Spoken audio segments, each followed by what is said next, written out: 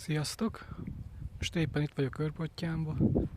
Csinálok nektek videót, hogy éppen mit csinálok. 10 centis nátszigetelést. Erre fog majd menni perítvakolat. Már eddig egészen jól áll ez a nátszigetelés.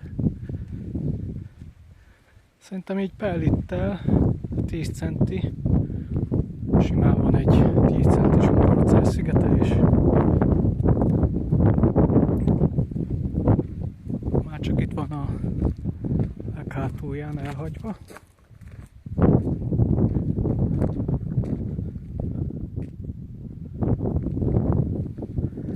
Oda még jön egy ajtó, azt megvárom, és utána befejezem a nátszigeteléssel, utána elkezdem a perlites vakolást.